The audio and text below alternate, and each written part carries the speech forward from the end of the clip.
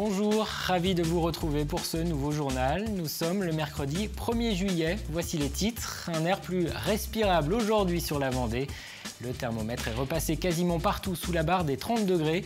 Mais une nouvelle vague de chaleur est attendue pour vendredi. Dans les communes, des visites à domicile sont programmées pour aller à la rencontre des personnes âgées seules chez elles et leur rappeler quelques conseils. Et pas toujours facile de supporter cette chaleur, notamment loin du littoral. Les coins de fraîcheur sont donc recherchés. Vous le verrez, aux heures les plus chaudes de la journée, il y a du monde sous les parasols, des terrasses et dans les parcs ombragés. Et puis les élus invités à poser un regard différent sur leur commune. Le CAUE, qui conseille les collectivités dans les projets d'architecture, d'aménagement urbain, organise des visites sur le terrain. Le but, montrer qu'il est possible de lutter contre l'étalement urbain et de redynamiser les communes en construisant des logements au cœur des bourgs. Sainte-Gemme-la-Plaine, La Roche-sur-Yon, Pouzauges, Fontenay-le-Comte, dans toutes ces communes, des records de chaleur pour un mois de juin ont été battus mardi. Et une partie du réseau électrique n'a pas supporté ce coup de chaud. Vous vous en êtes peut-être aperçu hier soir, la Vendée a été victime d'une importante panne d'électricité un peu avant 23 h. Le courant n'a été rétabli que vers 4 h du matin. 400 000 foyers au total ont été touchés dans le département. Selon RTE, responsable de la distribution d'électricité, ce sont des appareils de mesure qui permettent de calculer l'intensité et le niveau de tension sur les lignes électriques qui n'ont pas supporté la chaleur. Et l'écart important des températures entre hier matin et hier après-midi. L'ensemble du Grand Est a été touché. RTE indique que ses agents sont mobilisés pour inspecter les installations et isoler les appareils de la chaleur afin d'éviter une panne aussi importante dans les prochains jours car le thermomètre va à nouveau dépasser les 35 degrés localement vendredi. Et ces prévisions météo sont suivies de près dans les communes, conséquence de 2003. La canicule du mois d'août avait alors fait plus de 19 000 morts en France. Depuis, des dispositifs ont été mis en place pour repérer les personnes âgées, les personnes handicapées qui vivent seules chez elles. En cas de forte chaleur comme ces jours-ci, elles reçoivent un coup de fil ou de la visite pour s'assurer que tout va bien. Exemple à Dompierre-sur-Yon avec Pierre Dalicieux. On appelle un petit peu les personnes pour savoir comment ça s'est passé hier, si ça n'a pas été trop difficile. Françoise commence sa journée en mairie par quelques coups de fil. La nuit a été très chaude. Il faut donc s'assurer que pour les anciens de la commune, tout va bien. Et pour ça, Françoise commence par bien tendre l'oreille. On écoute la voix. Là, la voix était tonique, donc bon, c'est plutôt rassurant. Et puis, je pense qu'ils sont aussi contents de la démarche qu'on fait, de les appeler pour vérifier si tout va bien pour eux. Voilà, c'est pour les rassurer, leur dire qu'on est présent, qu'on est là et que s'ils ont un problème, voilà, ils peuvent nous appeler, nous contacter. Pas de problème particulier aujourd'hui, mais Françoise va quand même rendre visite aux plus de 85 ans qui habitent seuls. Bonjour Monsieur Texier. Comment ça va? Je vous fais la bise. Auguste a fêté ses 100 ans il y a quelques mois et fait précisément partie des personnes dont la commune prend soin en période de forte chaleur. Cette adjointe à la mairie en profite pour faire le point sur leur état et sur les gestes à adopter. Vous pouvez ouvrir là, le soleil n'est pas là. Et je regarde si les gens ne sont pas trop fatigués. Et puis on leur donne des conseils par rapport à la chaleur. Donc d'ouvrir les fenêtres quand le soleil ne donne pas le matin très tôt, de fermer les volets, de boire et de ne pas bouger de trop, ne pas sortir en dehors de la maison quand il fait des grosses chaleurs. Voilà, donc on rappelle un peu les consignes de prudence. Voilà. Auguste, lui, est quand même sorti chercher le pain ce matin, car les moments où il peut croiser du monde se font rares. Sa visite d'aujourd'hui lui fait plutôt plaisir. Il faudrait qu'elle vienne plus souvent, parce qu'elle est gentille. Vous discutez? Puis discuter, puis on passe le temps. Françoise ne pourra pas rester très longtemps chez Auguste. Elle doit voir encore 5 autres personnes âgées avant de retourner en mairie. Elle sera contente de vous voir, elle se plaît bien. Et le thermomètre a sensiblement baissé aujourd'hui, il va encore baisser demain. De la pluie et des orages sont prévus pour cette nuit. Il va faire à nouveau beau et chaud vendredi, une trentaine de degrés sur le littoral, 34 à 37 dans les terres. Avant une légère baisse ce week-end, la Vendée devrait rester sous le soleil et la chaleur jusqu'à la fin de la semaine prochaine. Beaucoup de changements à partir d'aujourd'hui. Nous sommes le 1er juillet. De nouvelles mesures entrent en vigueur. D'abord, une bonne nouvelle pour les consommateurs. Une nouvelle baisse du prix du gaz, après déjà des baisses en mai et en juin.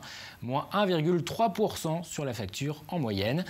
Une partie des demandeurs d'emploi va également voir ses indemnités chômage augmenter de 0,3%. Cela concerne 1,6 million d'inscrits à Pôle emploi.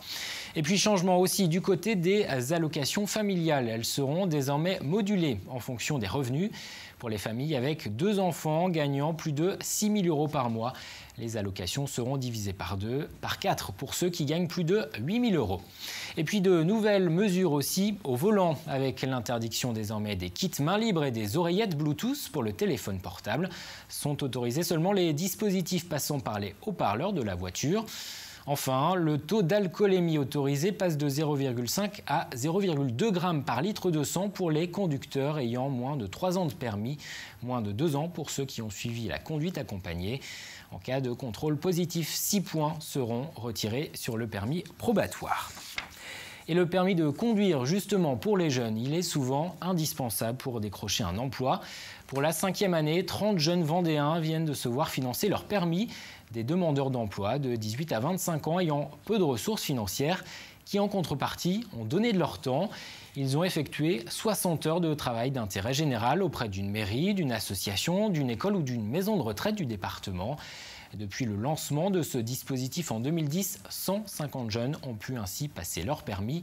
Écoutez Isabelle Rivière, vice-présidente du conseil départemental.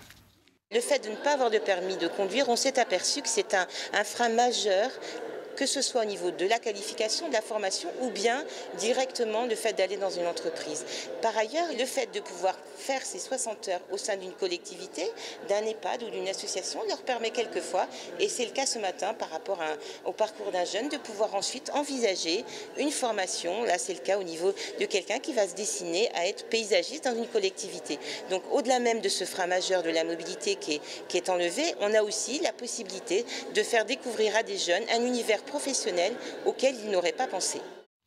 À 2 jours de la fin de l'année scolaire, nouvelle mobilisation autour de l'école aujourd'hui à La Roche-sur-Yon. Parents d'élèves et syndicats d'enseignants avaient appelé à un rassemblement place Napoléon. La trentaine de manifestants s'est ensuite rendue devant l'inspection d'académie pour dénoncer les mesures de gel de classe pour la rentrée. La directrice académique a décidé de reporter à septembre sa décision de maintenir ou d'ouvrir une classe dans 26 écoles du département. Les seuils d'enfants sont pourtant largement dépassés selon les parents et les syndicats d'enseignants. On a beau annoncer la totalité des arguments, et ce depuis le mois d'avril, on a véritablement l'impression de ne pas être écouté. Entendu peut-être, écouté certainement pas. Nous avons rédigé au niveau de l'école Marcel Pagnol, le maternel, un courrier que nous avons adressé à Madame la Ministre cette semaine. Nous avons choisi de refaire ce courrier pour le faire co-signer par différentes écoles, pour que ce courrier ait encore plus de poids. On nous dit qu'on ne peut pas voir le recteur, la directrice académique nous dit « moi je ne peux pas sortir des postes du chapeau ». Donc à quel moment on peut trouver des interlocuteurs à qui porter ce message-là? Si on n'a toujours pas de réponse, parce qu'on n'a toujours pas de réponse, je pense qu'à la rentrée ça va être beaucoup plus fort, effectivement, oui. Et l'intersyndicale maintient son préavis de grève pour les premiers jours de la rentrée.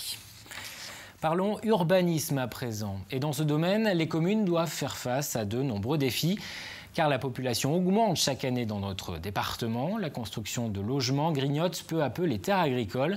Et dans le même temps, dans les bourgs, des terrains, des jardins sont parfois laissés à l'abandon.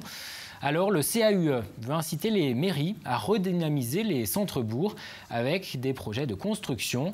Le Conseil en architecture, urbanisme et environnement de la Vendée organise donc des visites à destination des élus et des responsables des collectivités pour leur montrer des exemples d'opérations réussies en Vendée et en Loire-Atlantique. Anne-Lise Vinet.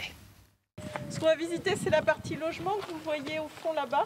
Deuxième visite de la journée. Cette fois-ci, le groupe découvre la rue du Maquis, composée de 27 logements sur 4500 m². Une superficie densifiée qui peut provoquer certaines inquiétudes. Il y a toujours un certain recul à densifier le logement. Ici, on est sur des visites d'opérations qui font environ 30 logements l'hectare. Ce qui est beaucoup par rapport à des lotissements qui tournent en moyenne à 12-13 logements l'hectare. Et donc il faut arriver dans un premier temps à convaincre les élus et les agents que c'est possible dans un contexte de qualité. Un habitat de qualité en plein centre-bourg qui attire les retraités mais aussi les jeunes ménages. J'aime bien en fait, on est situé en plein bourg, donc assez pratique entre la mairie d'un côté, tous les commerces de proximité, et, enfin, du côté gauche, et de mon côté droit, c'est tout ce qui est salle polyvalente, terrain de sport, donc c'est pratique. Face à la limitation de la consommation du foncier agricole et l'appauvrissement de la population dans les centres-bourgs, certains sont en pleine réflexion pour redynamiser leur commune.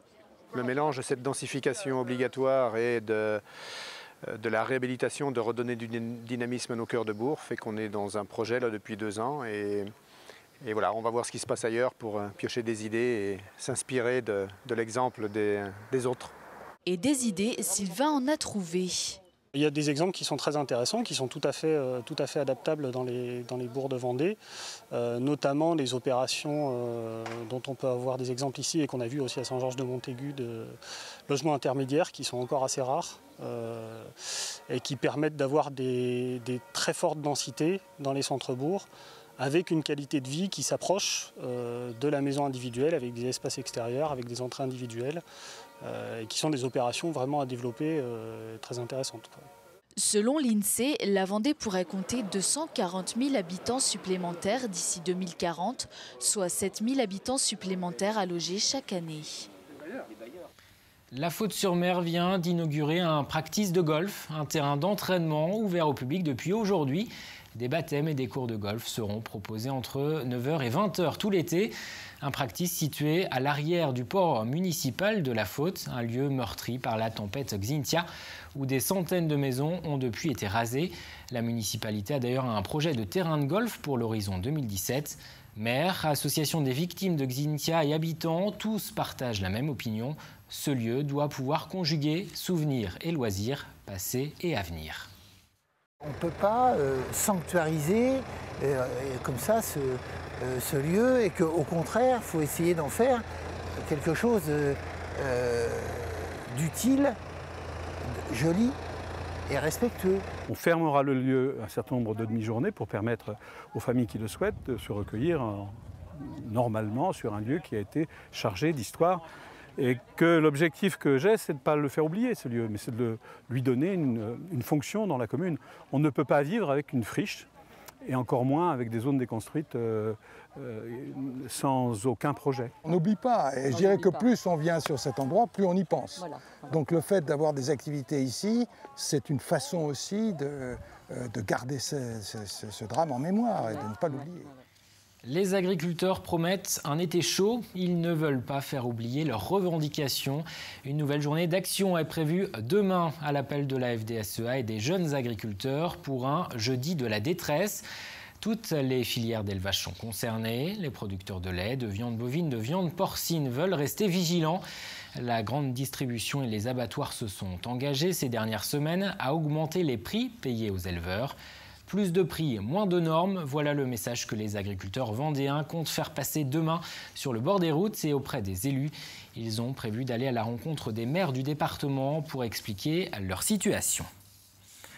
L'atmosphère s'est un peu rafraîchie aujourd'hui, je vous le disais, mais le thermomètre devrait continuer à afficher des températures proches des 30 degrés jusqu'à la fin de la semaine prochaine. Un début d'été sous la chaleur, alors chacun a sa méthode pour supporter cette hausse du mercure. Rester tranquillement chez soi, volets fermés, ou bien chercher l'ombre et la fraîcheur, c'est ce qu'a fait Karl Laboureux en allant voir du côté des terrasses et des parcs de Fontenay-le-Comte.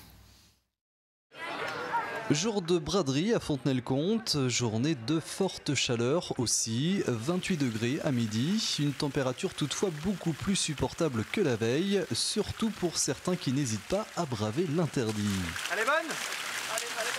Autre solution pour lutter contre les coups de chaud, les parcs et jardins publics. Ouais, on est sur la pause déjeuner, on profite tranquille là. En plus on mange en extérieur avec les chaleurs, c'est bien quoi, c'est assez agréable. Ou encore les terrasses de café, de préférence ombragées évidemment. En terrasse à l'ombre on est très bien, mais au soleil c'est quand même... il fait très chaud. Quoi. Ouais, mais on fait un temps d'été, donc avec le printemps chaotique qu'on a eu, c'est quand même mieux. Pour nous, c'est quand même mieux. Sans revivre. Ah bah oui, ça fait du bien. Ça fait du bien, mais à condition de prendre quelques précautions quand même, bien s'hydrater, notamment et surtout pour les plus jeunes. On fait attention à la chaleur, au soleil, à bien hydrater l'enfant. Surtout qu'il reste bien au frais, quoi. Il faut s'hydrater parce que sinon on va pas te tenir le coup. Bon là c'est du sucré, c'est pas très bien. Normalement il faut boire de l'eau, mais bon c'est plaisir, c'est l'été, donc voilà. L'été qui ne fait que commencer. Dès vendredi, un autre pic de chaleur est attendu avec des maximales autour des 35 degrés, notamment dans le sud Vendée. Et avant vendredi, un coup d'œil aux prévisions de demain. Je vous le disais au début de ce journal, de la pluie et des orages sont annoncés cette nuit. Dans la matinée, encore quelques risques d'ondées avant le retour de belles éclaircies.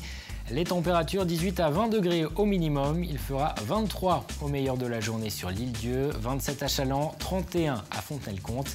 Armelle Pavageau vous en dit plus dans un instant. Moi, j'aurai le plaisir de vous retrouver demain.